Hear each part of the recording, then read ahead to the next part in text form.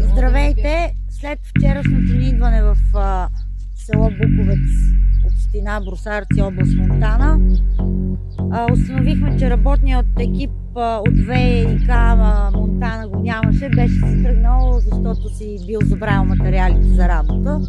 Днеска дойдохме с Поли Конова и Милка Стефанова да проверим дали са дошли да работят. Да, дошли са да работят, обаче след като са разкопали вчера и са заровили отново дупката, е станала през нощта голяма авария и има голямо изтичане на вода по улицата. Правиме видеото не на живо, защото тук няма интернет хубав обхват. Никакъв, да. Дошли сме тук да ви при една женичка да ни разкаже как се стича водата, когато има авария в къщата и съборена е оградата. Със собствени средства направена. Ето, съборена е от една авария оградата и тя си прави оградата на собствена сметка.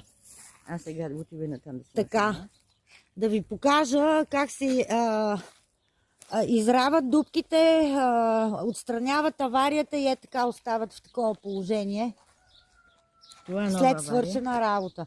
Ето, вижте, нова авария, вода изтича.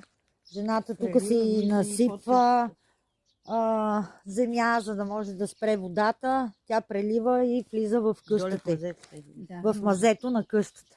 Ето, вижте оградата и в какво състояние от тези постоянни аварии.